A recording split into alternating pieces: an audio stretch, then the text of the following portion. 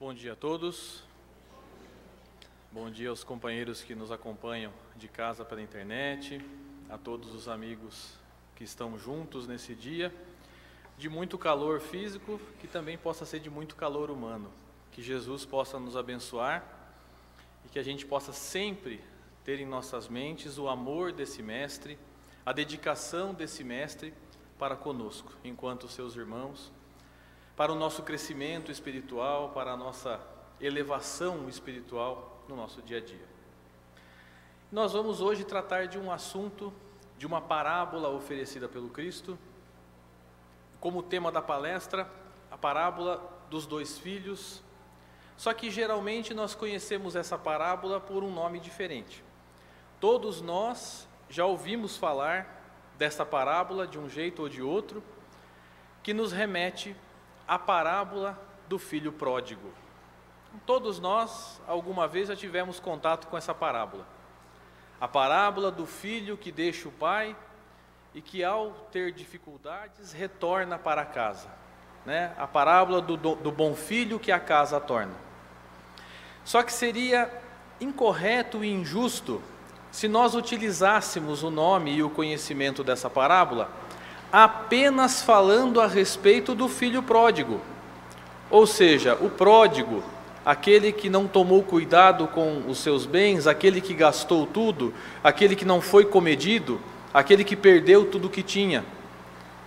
Porque, na verdade, tão problemático quanto foi o filho pródigo desta parábola, o filho que ficou também é problemático.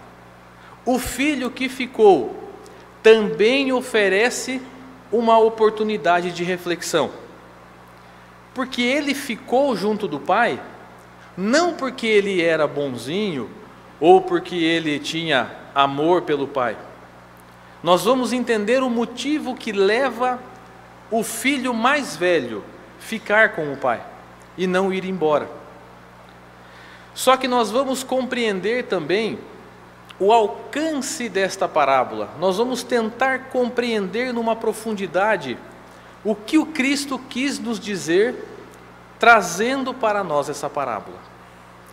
E é um engano nosso quando nós tentamos compreender essa parábola com a cabeça de um brasileiro do ano de 2018.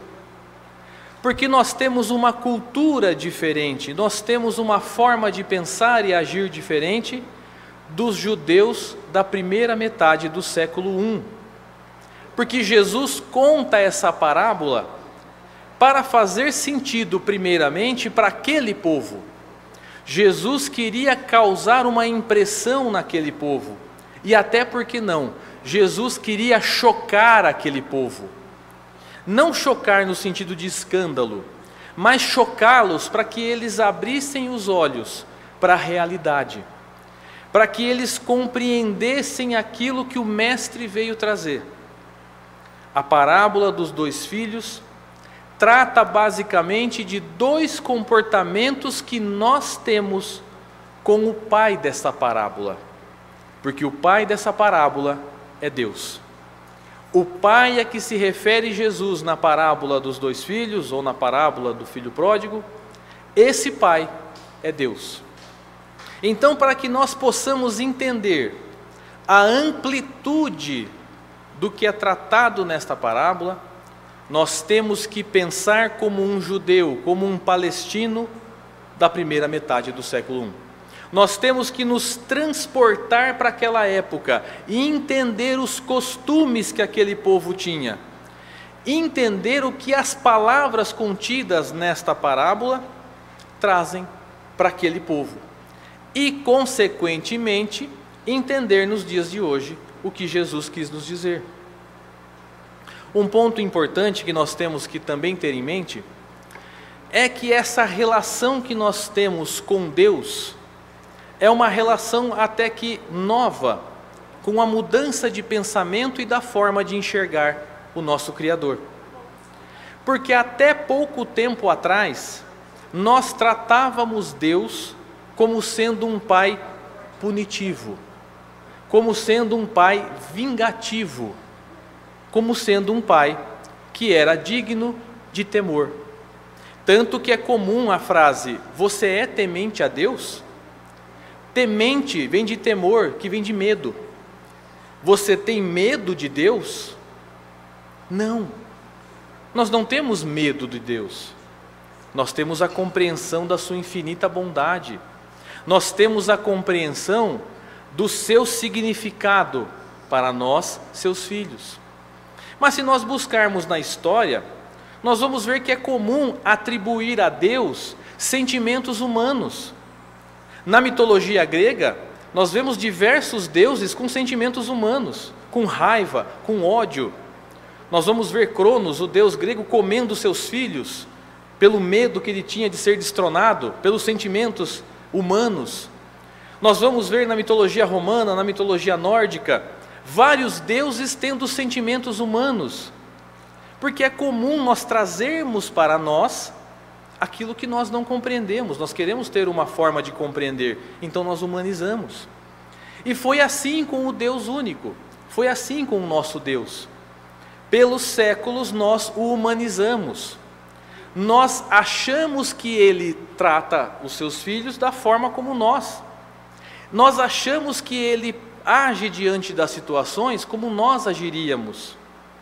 E esta parábola vem trazer para aquele povo, arraigado na crença do Deus punitivo, quem é Deus? Quem é esse Pai maravilhoso de misericórdia? Jesus nos traz o verdadeiro Deus através dessa parábola. Então, para que nós possamos nos ambientar, eu vou ler para vocês a parábola na sua íntegra, para a gente entender como Lucas, no seu capítulo 15 do Evangelho de Lucas, como que ele nos traz essa parábola. Diz o seguinte, Jesus conta o seguinte: um homem tinha 2 filhos. Disse o mais novo ao seu pai: Pai, dá-me a parte dos bens que me toca. O pai então repartiu os seus haveres entre ambos. Poucos dias depois, o filho mais novo ajunta tudo que era seu e parte para um país longínquo, e lá dissipou todos os seus bens, vivendo dissolutamente. Depois de ter consumido tudo, sobreveio àquele país uma grande fome, e ele começou a passar necessidades. Foi encostar-se a um dos cidadãos daquele país, e este cidadão o mandou para os seus campos cuidar de seus porcos.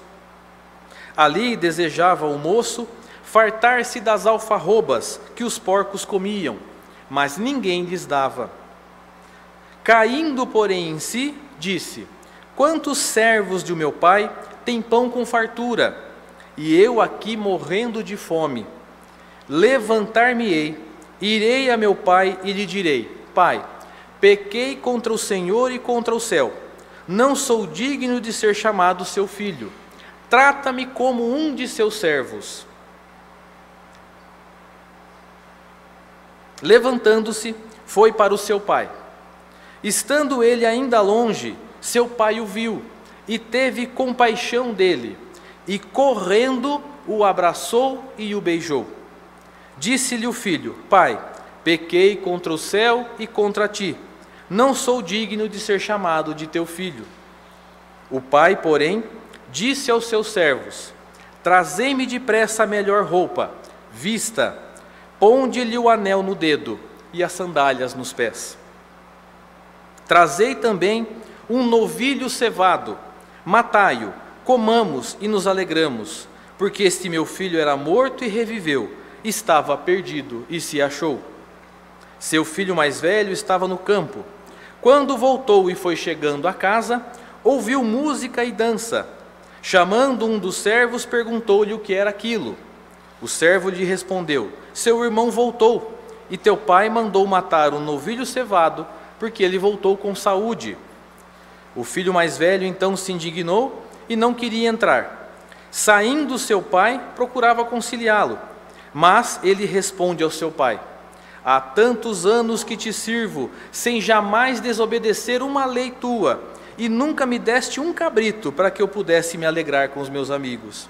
Mas quando este teu filho veio, que gastou todos os seus bens com meretrizes, tu mandaste matar a ele um novilho cevado. O pai então replica: Filho, tu sempre estás comigo, tudo que é meu é teu. Entretanto, cumpria nos alegrarmos, porque seu irmão era morto e reviveu, era perdido e se achou. Esta é a parábola dos 2 filhos. Mas para que nós possamos compreender, nós temos que entender alguns pontos importantes antes. Questão número 1 do Livro dos Espíritos: o que é Deus? Percebam que a pergunta de Kardec não é quem é Deus. Kardec não humaniza Deus, ele pergunta o quê? E a resposta dos Espíritos é precisa: inteligência suprema, causa primária de todas as coisas. Se ele é a inteligência suprema, significa que não há inteligência maior que a dele. Se ele é a causa primária de todas as coisas, significa que nada existe antes dele. Ele é o Criador maior de tudo que nós conhecemos.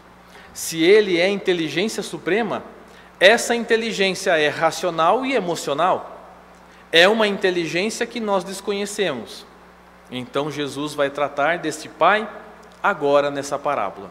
Porém, para nós, um filho que chega para o seu pai e pede a sua parte, nós tratamos de uma forma até que normal. Tudo bem, o filho quer tentar as suas oportunidades, quer começar a vida dele, então tudo bem, vamos dividir a parte dele. Só que nós estamos falando de judeus da primeira metade do século I. Como funcionava esta organização social naquela época? Naquela época, a sociedade era patriarcal, ou seja, o pai, o grande patriarca, era o responsável pela família. Então ele era o responsável pela sua esposa e pelos seus filhos, e também pelos seus servos. Só que os servos desse pai não tinham a relação de escravidão. Os servos recebiam pelo trabalho. Então o patriarca tinha uma relação de troca com esses servos, tinha uma relação de trabalho de troca. Esse pai, quando tinha um filho, começava a contar o primogênito se fosse homem. Se o primeiro filho fosse uma mulher, não contava como primogênito. Quando tinha um filho homem, o filho varão, aí contava como primogênito. Na parábola, Jesus nos fala de 2 filhos, o mais velho e o mais novo. O papel do primogênito é extremamente importante, porque sendo o patriarca o dono completo da família, devia a ele e os seus filhos o respeito total. Para um filho poder falar com o pai, ele tinha que pedir permissão. Tinha que pedir permissão para o pai para falar com o patriarca. O que o patriarca falasse era lei. E o patriarca tinha o poder de destituir os membros da sua família. Ele poderia, por exemplo, expulsar o filho, seja o varão, seja o mais novo, deserdá-lo, por qualquer coisinha que fizesse. Se o filho faltou com respeito, o pai poderia fazer isso. Então, quando Jesus conta essa parábola, e ele começa contando que o filho mais novo chega para o pai e pede a sua parte nos bens, a sociedade se choca. Porque eles se perguntaram, como que um filho mais novo ainda, nem era o varão, nem era o primogênito, o mais novo, tem a audácia de pedir para o pai a parte dele? Era uma audácia, era uma coragem muito grande o que esse rapaz fez. Então no comecinho a gente já começa a perceber qual era a atitude que aquele povo esperava que o patriarca tivesse na história que Jesus estava contando. Que ele fosse duramente repreendido, que ele fosse tirado da família, que ele fosse expulso da sociedade, que ele fosse deserdado, porque ele havia cometido um mal contra o pai. É a mesma coisa dele ter chegado para o pai dele e dito o seguinte: pai, eu quero te ver morto, não me importa você, eu não me importo com você, para mim você pode morrer. Esse é o recado que, de acordo com aquela sociedade, teria o patriarca que escutar. Era uma afronta, era uma humilhação. Então Jesus começa contando que o pai tinha 2 filhos e que o filho mais novo pede para o pai a sua parte. Jesus conta na parábola que o pai reparte entre ambos. Olha que interessante. Esse pai não faz distinção dos seus filhos.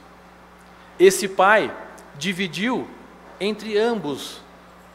Entre os 2 filhos ele divide. O mais velho recebeu sem ter pedido, e o mais novo pegou a parte dele.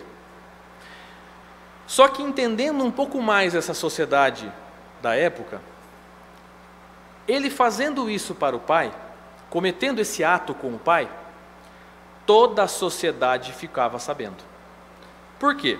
Dizem os historiadores que as cidades da época, pegando por exemplo Nazaré, onde Jesus nasceu, as cidades da época tinham no máximo ali, Nazaré, diziam que tinha em torno de 80 a 100 casas. Era uma aldeia. A gente imagina as cidades antigamente, a gente tenta pensar como cidade de hoje. Não, era uma aldeia. Era uma cidade pequena. Um patriarca morava ao lado do outro. Então o patriarca e a sua família tinham contato com o outro patriarca, com a família, o outro com a outra, e assim por diante. Quem nasceu e morou em cidade pequena sabe do que eu estou falando. Todo mundo conhece todo mundo. O que acontece com um aqui, o outro fica sabendo. Eles até compartilhavam as ferramentas de trabalho, compartilhavam o arado, às vezes até compartilhavam os servos. Eles se alegravam sempre juntos, tinham as festas. Então, quando esse pai recebe essa humilhação, a aldeia inteira fica sabendo. Todo o local onde está esse filho e esse pai fica sabendo. E um outro ponto importante. O patriarca, como sendo responsável pela família, ele tem a obrigação de conciliar os problemas que acontecem. Então, se o problema fosse entre os 2 filhos, o patriarca concilia os 2 filhos. Se o problema fosse entre a esposa dele e um filho, ele conciliava os 2. Se o problema fosse com o patriarca, quem tinha por obrigação fazer a conciliação era o primogênito, era o filho mais velho. E na parábola que Jesus conta, o filho mais velho recebe a parte dele e não faz a conciliação. Ele fica quieto, ele fica na dele. Começamos a entender o primeiro problema do filho mais velho. Ele não cumpre o seu papel como primogênito. Ele não concilia os 2. Era para ele ter chegado para os 2 e falar: não, deixa disso, não vamos destituir a nossa família não. Porque essa família patriarcal dessa época, se um filho casasse, a moça vinha morar na família. Ele não saía de casa. Os filhos dessa sociedade não saíam de casa, ficavam com o pai para ajudá-lo, participando da plantação, participando de tudo aquilo que acontecia. Então, era um absurdo esse filho sair de casa.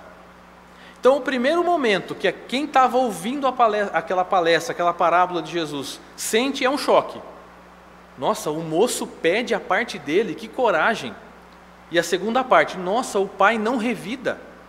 O pai aceita. O pai divide entre 2. Divide igualmente. Então, o primeiro choque daquele povo foi esse.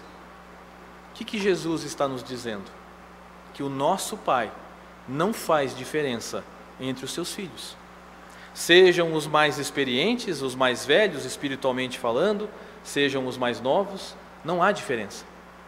E quando nós pedimos a nossa parte para Deus e viramos as costas para o Pai, Ele não se revolta, Ele não se vinga, Ele não devolve.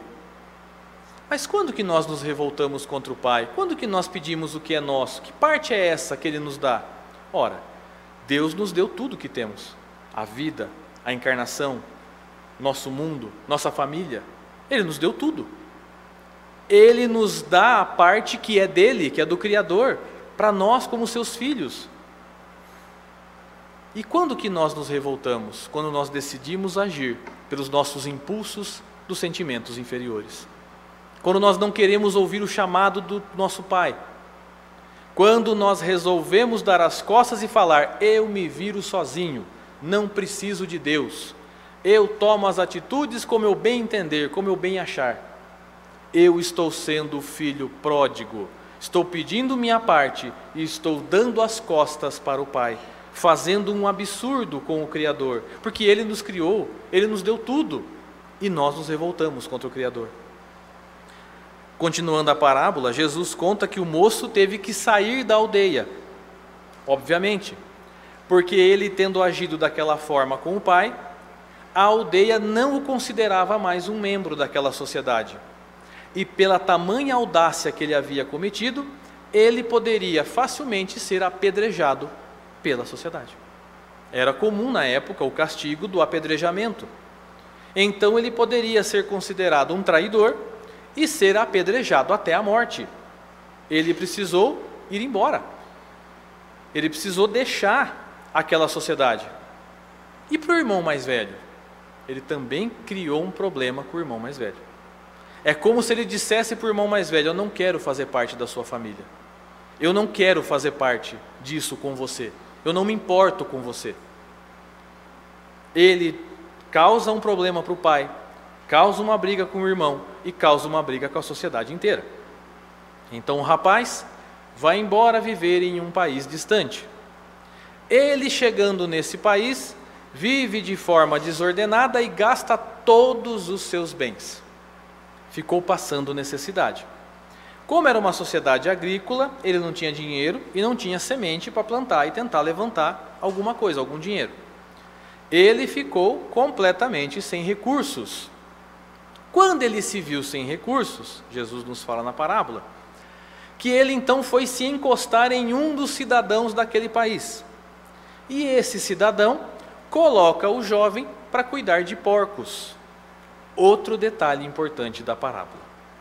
Para o povo judeu, o porco é um animal imundo. É um animal que não pode sequer ser tocado. Ele causa para a pessoa uma sujeira, ele deixa a pessoa imunda. Tem que haver uma série depois de rituais para a pessoa poder se limpar do toque do porco. Isso é uma crença antiga que vem lá de Moisés. Então, imaginem cuidar de porcos. O rapaz foi colocado abaixo da linha da sociedade. Ele foi colocado para cuidar de porcos. Se tocar no porco já era ruim, imagina cuidar. Como que esse moço era visto? Ele havia chegado no fundo do poço, gastou tudo que o pai tinha e começou a sofrer as consequências de uma lei perfeita de Deus, a lei de ação e reação. Ele agiu, ele responde pelo ato. Ele agiu contra o pai, contra o irmão, contra a sociedade, contra todos, gastou tudo e está começando a responder. Mas termina aí o seu sofrimento? Não. Pode ir mais fundo esse poço. Porque além dele não ter comida, ele foi tratar de porcos, que já era considerado pela sociedade um ato horrível. E ele queria se fartar das alfarrobas que os porcos comiam.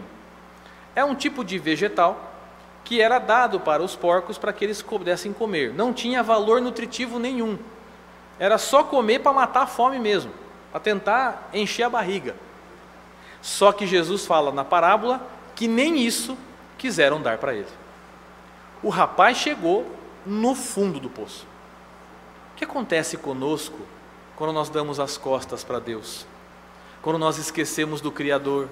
Quando nós agimos pela nossa própria incúria, pela nossa própria forma de pensar, às vezes com sentimentos inferiores? O que acontece conosco quando nos entregamos ao orgulho, à vaidade? Quando nos entregamos a todos os sentimentos que nos levam a nos perdermos? Nós chegamos no fundo do poço. Nós chegamos no ponto que o rapaz está aqui na parábola. Nós chegamos num lugar que não dá mais para descer. Às vezes tem gente que até tenta cavar mais, a gente tenta cavar, mas chegou no fundo do poço. Nesse momento, e aí as palavras são muito importantes, Jesus conta que o rapaz, caindo em si. O que é o caindo em si? Ele falou assim: nossa, olha o sofrimento que eu estou passando. Eu tenho um pai. Caindo, porém, em si, disse: quantos servos do meu pai têm pão com fartura, e eu aqui morrendo de fome? Ele lembrou da sociedade dele, lembrou do seu pai, do patriarca, e que os servos do seu pai tinham uma relação de troca para o trabalho, recebiam e comiam bem. A única diferença do patriarca da sua família para os servos é que eles não usavam a mesma roupa que a família, eles tinham sandálias para calçar, a família, os servos não, e eles tinham um anel da família. Então cada família tinha o seu próprio anel. É comum, a sociedade gosta de anéis, a gente tem um anel para representar as coisas, anéis de formatura e assim por diante. Então eles tinham um anel que representava aquela família. Os servos não. Mas ele pensou assim, poxa, quantos servos estão comendo bem e eu aqui que sou filho, estou passando fome. O que eu vou fazer? Levantar-me-ei e irei para o meu pai. Olha a inteligência do mestre, né, contando para a gente. Levantar-me-ei, porque ele estava caído. Ele estava no fundo do poço. Isso demonstra o que Jesus nos ensina. Batei-vos à porta e ela vos se abrirá. Jesus está dizendo que nós temos que agir para começarmos a nos levantar do fundo do poço que às vezes nos colocamos. Nós temos que ter atitudes, por mais difícil que às vezes pareça. Nós temos um Pai, nós temos um Criador, que não nos puniu quando deixamos Ele de lado. Nós temos um Pai que nos aguarda. Então Ele diz, direi para o meu Pai, pequei contra o céu e contra ti. Não sou digno de ser chamado seu filho, trata-me como um de seus servos. Então ele decide voltar. Só que o rapaz tinha alguns problemas para resolver. Ele não podia entrar na aldeia. Ele tinha um problema com a aldeia. Ele havia sido praticamente expulso pela própria aldeia pelo que ele fez com o pai. Ele tinha um problema com o irmão e tinha um problema com o pai. Mas mesmo assim ele confia na bondade do Pai. Jesus está falando para essa sociedade e para nós, confie na bondade do Pai. No momento em que nós estamos caídos, confie em voltar para o Pai. Não importa quantos problemas nós teremos que enfrentar, mas confie no Pai. Ele diz então que o rapaz levantou-se e foi para o seu pai. Estando ele ainda longe, ou seja, a aldeia estava num ponto, ele estava chegando, estava longe da aldeia vindo pelo caminho. Seu pai o viu e teve compaixão dele. Olha que pai maravilhoso, que espreita o seu filho na bondade, que olha pelo seu filho, que observa que o filho está sofrendo e tem compaixão dele. O que é compaixão? A palavra compaixão é formada por paixão, do grego pastri, que significa sofrer. Paixão de Cristo, sofrimento de Cristo. Estar apaixonado, estar sofrendo. Então a paixão é sofrer. Compaixão é participar do sofrimento do outro. É entender o sofrimento do outro. Eu entendo o sofrimento dele. Esse pai tem compaixão do seu filho. Ele está na estrada, olhando pelo seu filho. Ele não perde o filho de vista. Olha o pai que Jesus mostra para aquela sociedade. Olha o pai que Jesus nos mostra. Esse pai que Jesus nos mostra. E diz mais. Esse pai saiu correndo em direção ao filho. Para a gente passa desapercebido. Um pai correr em direção ao filho é normal. Só que para a sociedade da época, um patriarca jamais correria. Tem uma frase antiga dos gregos que diz que o andar define quem é o patriarca. Ou seja, o patriarca não corre. O patriarca é sereno, o patriarca é tranquilo. O seu andar é tranquilo. Na época, se você visse um patriarca correndo, corresse junto, porque algo estava muito errado. Então o patriarca tinha esse papel de serenidade. Para o patriarca correr era quase uma humilhação. O que o patriarca faz quando vê o filho? Sai correndo em sua direção. Beija-o e o abraça. Para aquele povo, beijar na face da outra pessoa é dizer a ela: eu te perdoo sem condições. Eu te perdoo de tudo o que você fez. Jesus mostra a bondade do Pai. Jesus mostra o pai que vem buscar o filho que errou. que vem dar colo para o filho que errou, que não se importa com o que o filho fez, que dá o perdão para ele, que mostra para aquele filho o quanto ele é importante. E o filho insiste: pai, pequei contra ti e contra o céu, não sou digno de ser chamado seu filho, dá-me um trabalho como um de seus servos. Então Jesus conta que o pai diz aos seus servos: não, trazei-me a melhor roupa, traga as chinelas e o anel. Ou seja, nesse momento ele restitui o seu filho. Ele não trata o filho como servo. O servo tem relação de troca. Eu te pago, você faz. O filho não. O filho é parte. Jesus mostra para nós: nós não somos servos de Deus, nós somos filhos de Deus. Nós somos filhos do Criador. Nós somos filhos desse Pai maravilhoso, que entende os nossos enganos e que nos aceita de volta, nos restituindo no papel de seu filho. Fica claro para essa sociedade, quando pede o anel, a roupa, a chinela, que o filho volta a ter o seu lugar de sempre. Ah, mas ele errou, ele gastou, não importa. E mais, pede para os seus servos que matem um novilho cevado, para que eles pudessem comemorar. Um bezerro. Outro ponto importante: matar um bezerro naquela sociedade da época, vamos pensar o seguinte: não tinha geladeira, não dava para picar e guardar para passar o mês, tinha que comer na hora. Matar o bezerro significa festa para todo mundo. Então Deus resolve, esse Deus dessa parábola, o pai, resolve dois problemas dele: perdoa o filho e traz de volta o filho para a sociedade. Porque ele fala com a festa que ele dá, com o novilho cevado: ó, eu estou perdoando o filho, ele está sendo inserido de volta à sociedade. Se eu estou perdoando, o papel de todos vocês é perdoar também. É isso que o pai está nos dizendo. Eu o perdoo, vocês devem se alegrar comigo pelo perdão dessa pessoa, desse filho. Ele restitui o filho à família e ele restitui o filho à sociedade, para que o filho possa aprender com aquilo que aconteceu. Mas aí, o problema não acaba. Resolvida a questão do filho pródigo. E o filho mais velho? Jesus fala na parábola: o filho mais velho estava no campo, estava trabalhando, quando volta a ver a festa acontecendo. Com a festa acontecendo, ele chama um servo e pergunta: o que está acontecendo? Por que esta festa toda?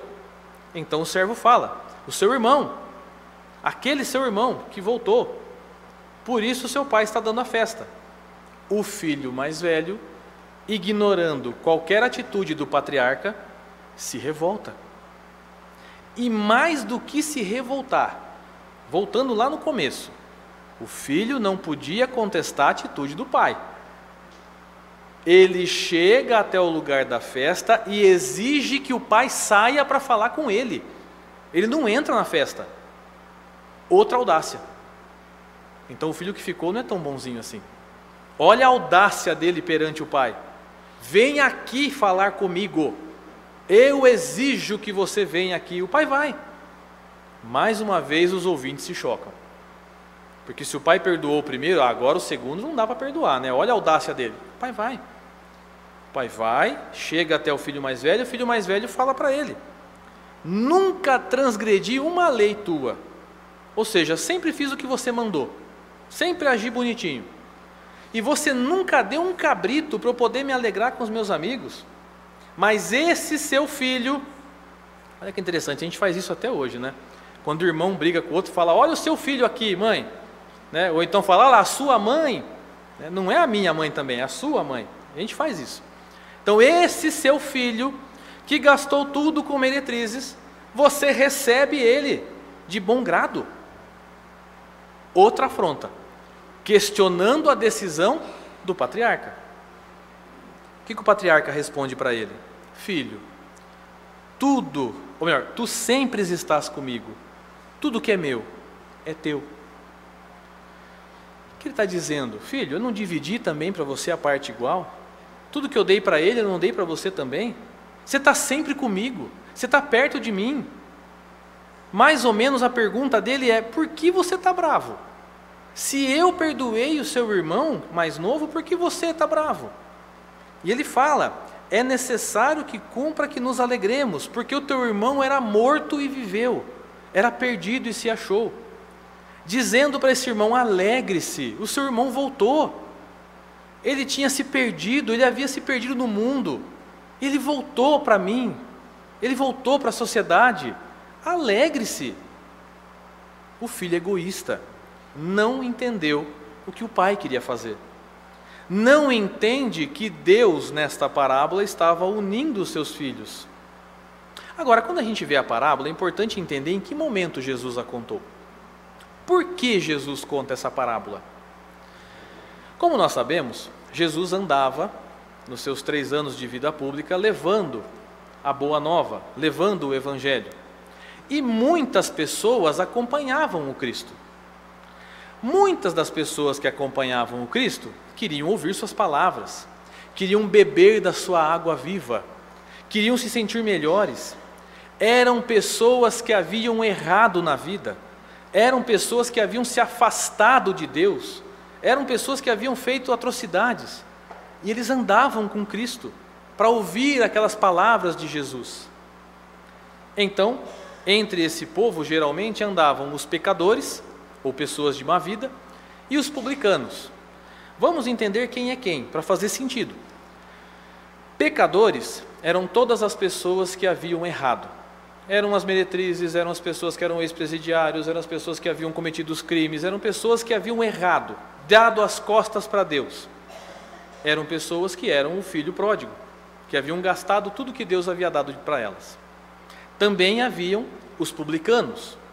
Os publicanos eram ricos, mas eram considerados uma casta imunda. Não devia se conversar ou tocar nos publicanos. Nossa, mas por que essa revolta toda com eles? Porque os publicanos eram cobradores de impostos. Eles trabalhavam para Roma, que era o país que dominava aquela região, e cobravam os impostos. Então, para o judeu, um irmão de sangue cobrar imposto dele, e o imposto, a parte política, era muito atrelada à religião. Era um ato de blasfêmia. Só que havia ainda uma coisa pior. Os publicanos enriqueciam ilicitamente com o dinheiro dos impostos. Se Roma cobrava 2, eles cobravam 4. Ainda bem que é só naquela época. Eles se enriqueciam ilicitamente e por isso eram considerados imundos pela sociedade. Eles também seguiam Jesus, porque muitos estavam se sentindo mal naquela situação e queriam mudar de vida. Durante o Evangelho nós vamos ver casos de publicanos que mudaram de vida, que partiram para uma nova fase através de Jesus. Eles estavam acompanhando Jesus. E também estavam acompanhando Jesus os fariseus. Quem eram os fariseus? Eram os doutores da lei. Eram os iniciados na religião dos judeus. Eram os homens, e somente homens, criados para ter acesso à Torá, o livro sagrado dos judeus. Então eles dominavam a religião.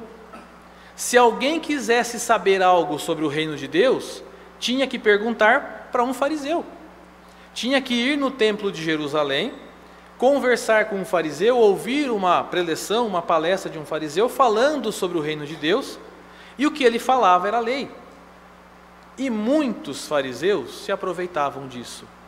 Assaltavam as casas pobres, pedindo dinheiro para poder fazer as orações, pedindo dinheiro, cobrando para poder fazer o bem para as pessoas. E mais do que isso, segregavam a sociedade, porque somente os fariseus tinham acesso a Deus, somente os fariseus podiam dizer o que Deus faria ou não. Eram os fariseus que davam a liberdade ou a prisão espiritual para aquelas pessoas. E será que eles acompanhavam Jesus porque eles queriam ouvir o mestre? Não.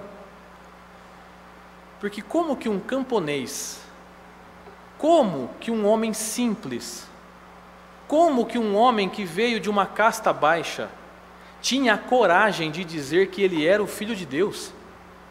Como que as pessoas deixavam de procurar os fariseus para procurar esse camponês? para procurar esse homem simples, Jesus. Como que as pessoas deixavam de procurar a eles para ver uma pessoa normal? Como? Eles não entendiam. Então eles queriam saber de Jesus. E queriam aproveitar toda a oportunidade que tinham para colocar Jesus em situações difíceis. Então, nesse momento, Jesus andava, trazendo junto deles os publicanos, os pecadores e os fariseus. Jesus passa na frente da casa de uma pessoa que o chama para almoçar.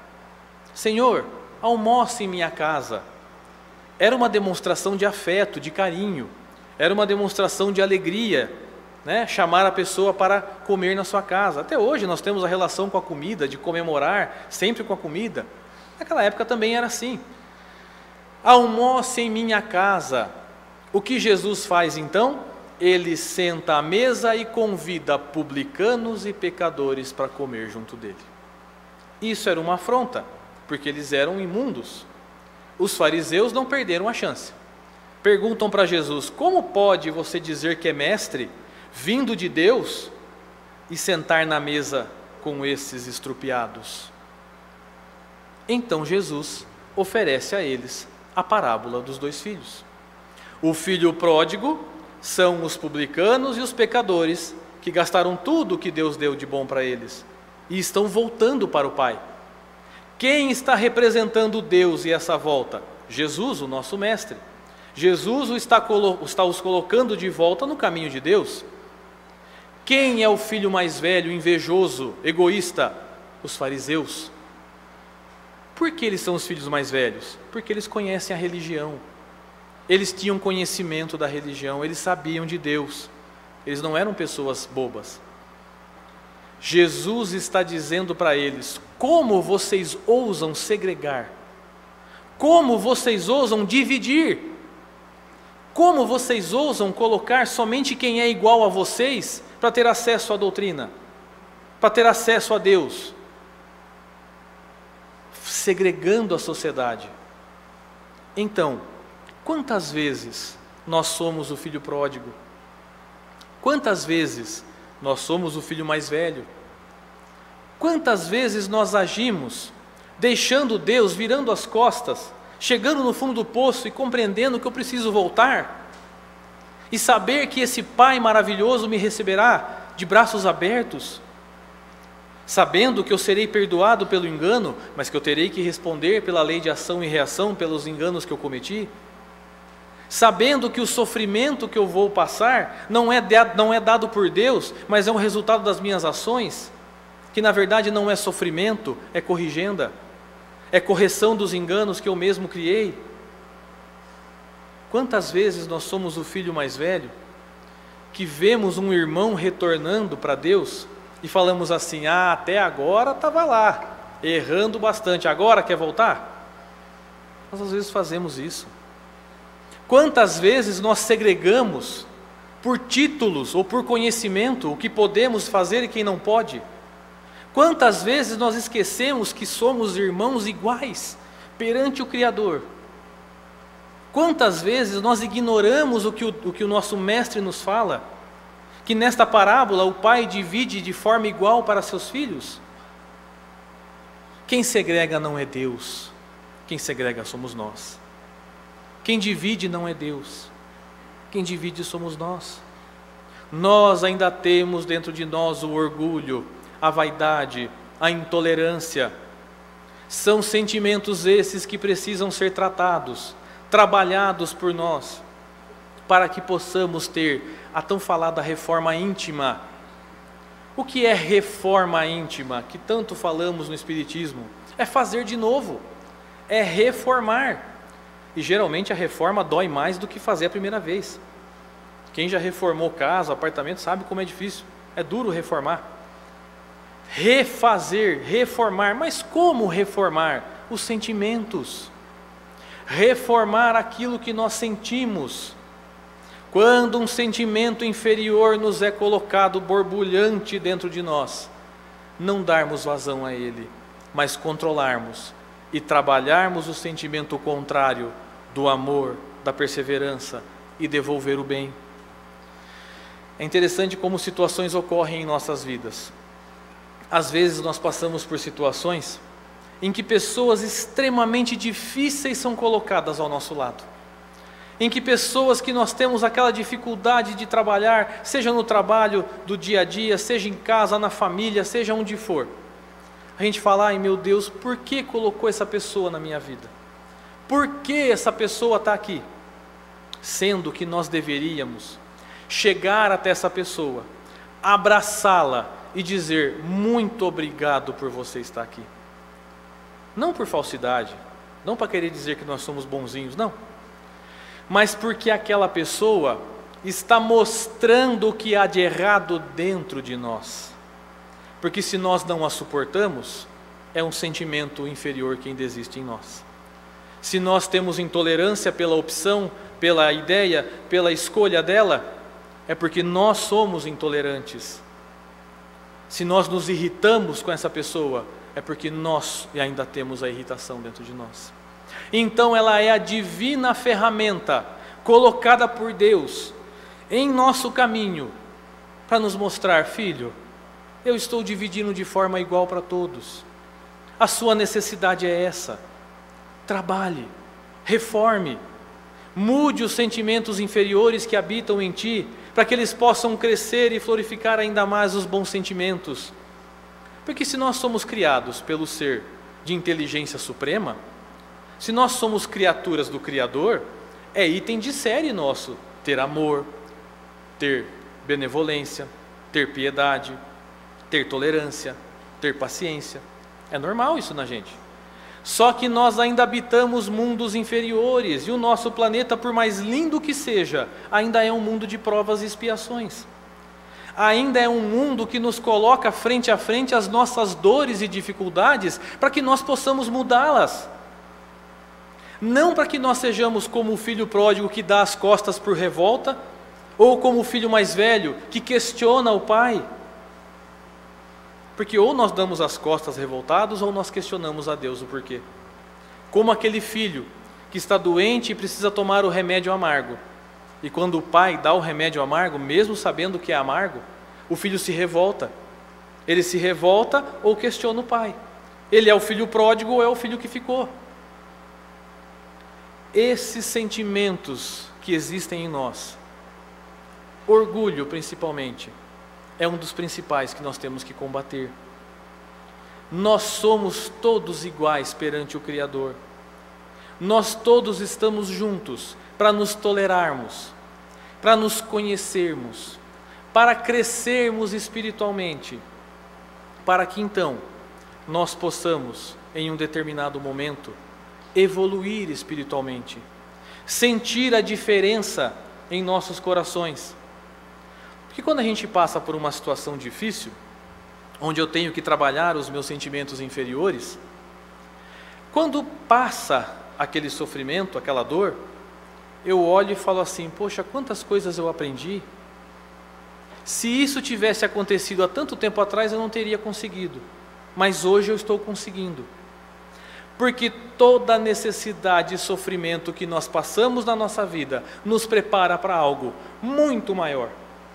Nos prepara para algo que está guardado, que nós devemos realizar de bom. Nos prepara para felicidades maiores. Nós sabemos que o momento mais escuro da noite é o que antecede o amanhecer. A hora que parece que nós estamos mais sofrendo é a que está próxima de nós nos mostrarmos o quão grande nós somos. Então que nós possamos observar os dois filhos, mas mais do que observar os dois filhos, observarmos a atitude desse pai. Entendermos esse pai gigante, amoroso, piedoso, que se importa com o nosso crescimento, não com os títulos que ostentamos, não com os nomes que levamos, não com o conhecimento que temos, apesar do conhecimento ser importante para o nosso crescimento, mas o que nos distingue é a nossa capacidade de sermos irmãos, é a nossa capacidade de tolerarmos, de aprendermos, de compreendermos o outro. Porque quando Jesus nos diz, amai-vos uns aos outros, da mesma forma que eu vos amei. Quando Ele nos diz, faça ao outro aquilo que deseja para si próprio. Quando Ele diz, perdoai aqueles que vos ofendem, orai por aqueles que vos perseguem. É difícil? É difícil. Ninguém falou que ia ser fácil. O Cristo não disse que a tarefa era tranquila. Então nós temos que aprender com esse mestre, sabendo que Deus, o nosso Criador, nos ama e quer estar próximo a nós. Nós que nos distanciamos, nós que damos as costas, nós que esquecemos dele muitas vezes, mas que dentro do nosso conhecimento, esse Pai é igual para todos, não distingue, não separa, não faz divisão. Ele é um Pai que une, que ama. Então que nós possamos nos alegrar e possamos nos colocar no caminho. Se nós temos mais experiência, auxiliemos aqueles que são mais novos, que estão chegando agora. Se nós somos novos e estamos chegando agora, possamos contar com os mais velhos, para que unidos possamos crescer a caminho da luz, para que unidos possamos chegar à face de nosso Pai, para que unidos possamos ser uma só família universal, na senda do bem e na evolução do nosso Pai de amor. Que Jesus nos abençoe e que a gente tenha um excelente domingo. Muito obrigado.